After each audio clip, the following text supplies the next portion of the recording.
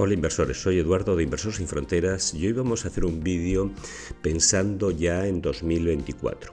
2024 para muchos no tiene muy buena pinta.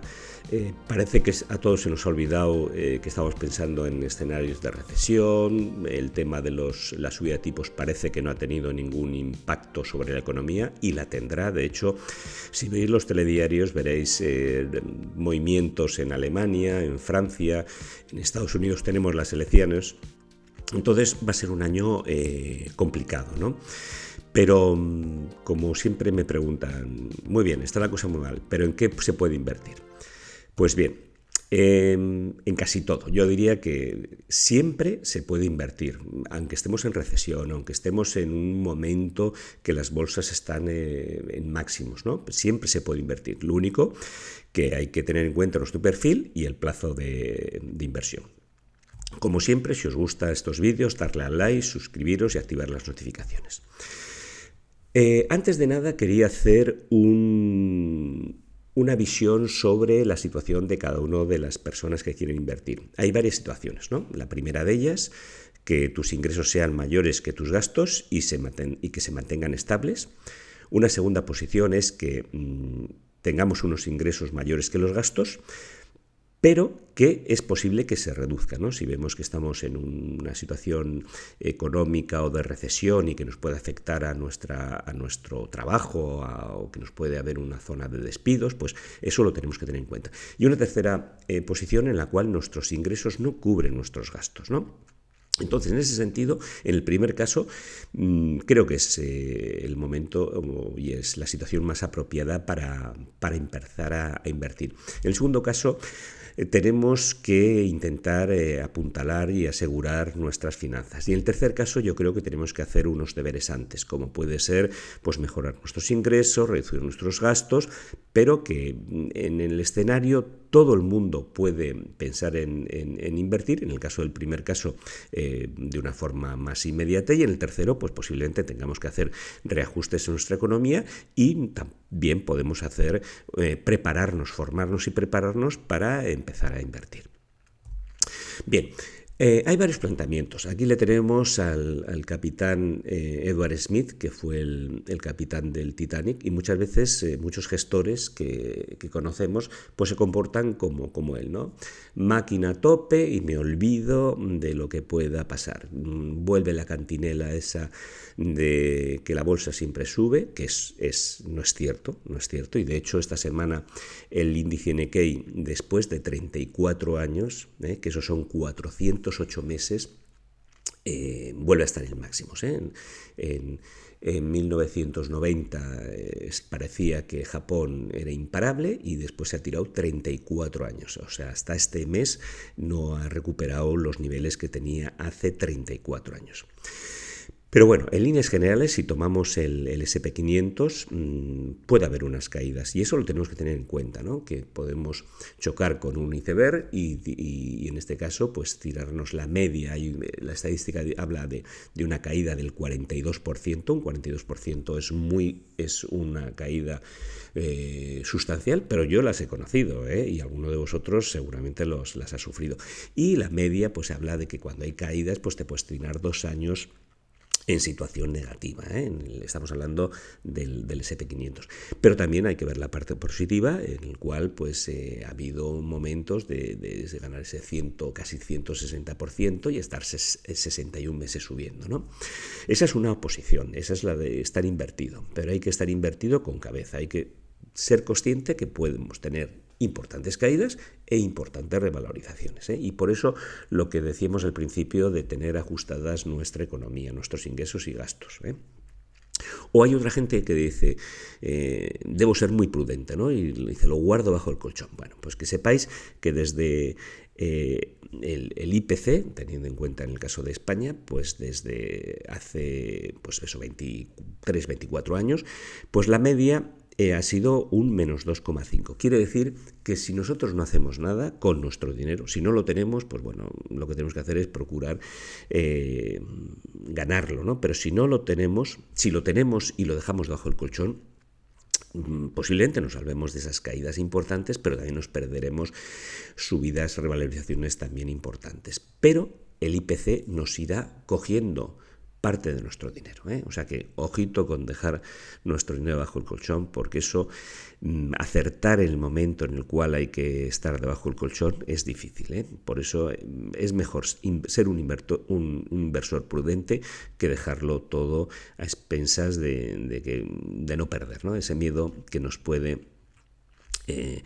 atemorizar a la hora de invertir, pues que tengamos en cuenta que también el IPC la inflación nos va a ir comiendo nuestro poder adquisitivo. Bien, las previsiones. Si estáis en el mundo de la economía habréis visto que los economistas se dedican principalmente a dos cosas. Una, a estudiar y presupuestar lo que va a pasar en el futuro. Eso es una de sus funciones. Por eso es importante, y aquí os recomiendo que guardéis un periódico y lo leáis 2 años después. Veréis cuántas cosas se dicen y luego qué pasan o no pasan, ¿no? Y la segunda, que no es menos importante y se dedican también, es a explicar por qué no sucedió lo que ellos pronosticaban. Sacar la bolita de cristal y pensar de qué va a pasar es difícil, ¿no? Pero sí lo que sí es importante es valorar los riesgos, ¿eh? Eso no quiere decir que tengamos la bola de cristal, pero sí ver que cuando, por ejemplo, suben los tipos, pues lo lógico es que tengamos una situación económica complicada, ¿eh? Y luego, si vemos que los tipos están muy bajos, pues seguramente que es porque la economía no va y lo que quieren es activarla, ¿no? En economía, en la mayoría de las ocasiones, la tendencia es lineal. Eso es como en física, ¿no? Si no hay una fuerza que pare un objeto, se va a seguir moviendo, ¿no? Los factores no suelen cambiar de forma repentina, ¿eh? La estadística pues es lo que nos dice.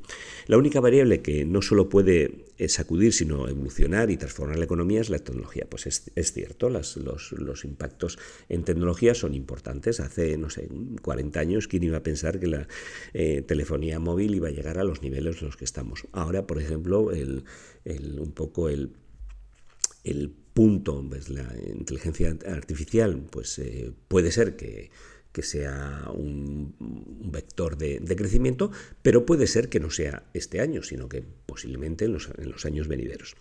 Entonces, en ese sentido, hay que estar atento a la tecnología, por supuesto, hay que estar en ella, pero también sin llegar a caer a decir tengo toda mi inversión en tecnología que no está todavía consolidada, porque podemos tener serios sustos. Y luego tenemos los cisnes negros.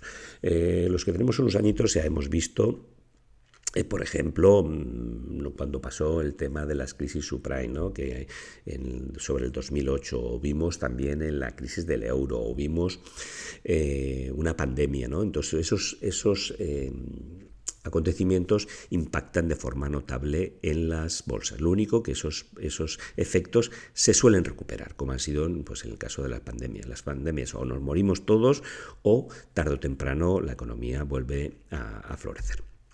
Aquí os dejo un cuadro con ETFs y diferentes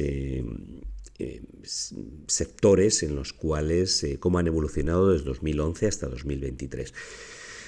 Como veis, están ordenados y el primero de ellos pone pues Bitcoin, todo lo que es relacionado con las criptomonedas. Pues como veis, sí, efectivamente ha habido un crecimiento importantísimo, pero tampoco nos tenemos que dejar cegados por esos crecimientos, es decir, invierto todo en Bitcoin. Pues no, yo creo que en ese sentido, si sois un poco racionales, pues lo que tendréis que hacer es tenerlo en el punto de mira, incluso podéis tener una parte de los activos, pero no todo. Luego tenéis el segundo punto, es el Nasdaq, como veis, el crecimiento este año ha sido el gran líder en Estados Unidos y sobre todo la parte de tecnología. Aquí os dejo los crecimientos medios, los anualizados, tenéis todo, ¿no? Y tenéis, principalmente está centrado en Estados Unidos, tenéis empresas de crecimiento, las grandes, tenéis las pequeñas, tenéis el oro, tenéis los bonos, tenéis los high yield, tenéis el rate, tenéis una serie de productos. Y en último lugar tenéis los commodities, todo lo que es el tema de materias primas. Que ¿Qué es algo que no tenemos que tener? Pues no, porque normalmente los commodities, como veis, también pegan unos buenos movimientos, sobre todo cuando han estado mucho tiempo abajo. En estos momentos, vamos a empezar de abajo para arriba. Los commodities, por supuesto, si tenemos, como fue en el caso de la pandemia, una situación de economía cerrada, lo lógico es que que no den resultados. Pero fijaros cuando se abrió la economía, cómo creció. ¿Y qué ha pasado? Subió en 2021, vuelve a caer, y ahora hay que verlo. Posiblemente pues nos encontremos que si la economía tira fuerte, pues los commodities tengan un resultado importante. Nos vamos a ir, por ejemplo, bueno, vamos al tema del Nasdaq. El Nasdaq, veis que ha tenido un crecimiento importante. No hemos visto, si nos hubiéramos ido al año 2000, hubiéramos visto caídas del 80 y del 90%. Veis que 2022 fue un desastre, fue un 32, fue de los que más cayeron, pero en cambio 2023 creció esto. ¿Va a ser 2024-25 tecnología alta? Pues puede, pero posiblemente no sea tanto. Habrá que verlo, ¿no? Luego tenemos, por ejemplo, vamos a ir a las small cap. Las small cap han tenido un resultado, pero si vemos en Estados Unidos, las small cap se han quedado retrasadas, pues por ejemplo, con las grandes compañías, ¿no? Que en este sentido, pues igual casi les han sacado casi 10 puntos, ¿no? Entonces aquí podemos ir viendo. Y luego podemos ver también algún producto como el oro. El oro es de los activos que posiblemente estén más controlados y manipulados por bancos centrales, pero sin lugar a dudas, fijaros aquí, este año ha tenido un 12%. Lo podemos considerar como una reserva de valor y a mí me gusta tenerlo en la cartera. Luego tenemos el caso de los REIT, todo el tema REIT, pues han tenido una caída importante en 2022. Pero fijaros que venía con unas subidas del 40%. Entonces aquí tenéis todas las ETFs con sus claves y cómo han ido evolucionando, ¿no? Seguimos y importante. Hoy no quería hacer un vídeo muy largo, lo que quiero es un poco sentar las bases y ya en el próximo vídeo, que saldrá seguramente esta semana, pues hablaré de cosas más concretas y una cartera que puede ser interesante para 2024.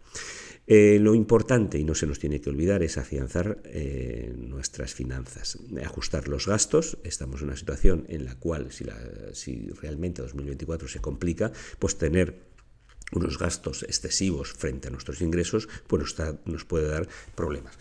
Otro punto importante, controlar las deudas. Las deudas, lo mejor es no tenerlas. Solo hay casos especiales en los cuales, no sé, pues imaginaros que tenéis dinero, pero os dan, no sé, en bonos el 5% y resulta que tenéis una hipoteca al 1%, pues en ese caso sí que puede ser interesante. Pero el resto, lo mejor es quitarnos las deudas, quitarnos el apalancamiento para evitar situaciones complicadas en el caso que la situación que empeore. Tenemos que revisar nuestro perfil cada cierto tiempo, tenemos que verlo, no es lo mismo cuando tenemos 20 años que cuando tenemos 30, cuando tenemos 60, ¿no? Hay que revisarlo. Importantísimo, para no tener que deshacer inversiones, tener ese colchón de 1 a 3 años. A mí me gusta tener pues el escenario. Si hemos dicho que te puede haber una caída importante y te puedes tirar 2 años, pues bueno, tener 3 años de colchón de seguridad, por si acaso tus ingresos, de repente tú pensabas que estabas muy seguro en tu empresa, pero tienes un cambio de empresa o te despiden, pues que por lo menos puedas buscar con tranquilidad un nuevo trabajo y poder tirar con esos ingresos. Importante, los tipos de interés, ¿no? Hay que ver cómo evolucionan.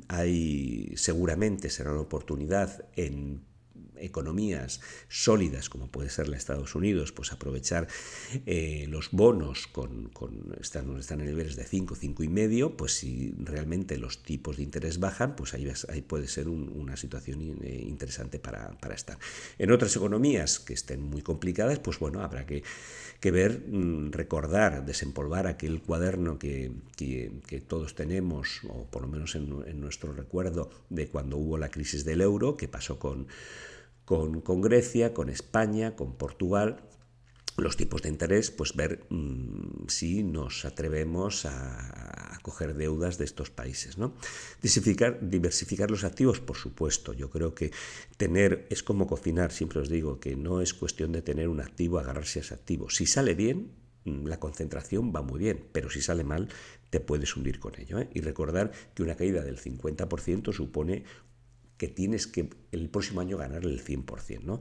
Y sobre todo lo que hay que ver es que la inversión es para disfrutar, no para no dormir por las noches, ¿eh? Eso es un buen indicador. La renta fija, por supuesto, hay mucha gente que dice, no, la renta fija no interesa. La renta fija puedes, por supuesto, saber que no es fija, pero que jugando con las situaciones de los tipos de interés a corto o a largo, pues puede haber situaciones interesantes. Se puede perder mucho en renta fija, como se ha perdido el año pasado, pero se puede ganar también de forma notable. El oro o metales preciosos, pues es algo que siempre ha estado con nosotros en los últimos 5.000 años y seguramente seguirá estando los próximos 3.000, 4.000 o 5.000, ¿no? El oro es no para tener toda tu cartera en oro, pero sí que nos puede ayudar en situaciones complicadas y sobre todo cuando muchas veces si quieres ver el valor del oro, pues vete a las situaciones extremas de guerras, conflictos, pues el oro es algo que te lo van a recoger en cualquier sitio. Renta variable, vamos a hacer un escenario en situaciones de crisis que funciona bien, pues funciona bien la sanidad, la gente va restando de otras partes, pero la parte de sanidad lo tiene que tener cubierto. El tema de los bienes básicos, ¿no? La alimentación, los utilities, todo el tema de suministros. Las finanzas suelen funcionar bien, se suelen aprovechar de esas situaciones y seguros, y luego el value, pues lo que realmente es bueno, pues va a seguir siendo bueno, ¿no? A largo plazo, creo que importante en renta variable es la inversión periódica, ¿no? Ir fijando unas cantidades para invertir y aprovecharlo. Tema inmobiliario, aquí hay grandes amantes del inmobiliario.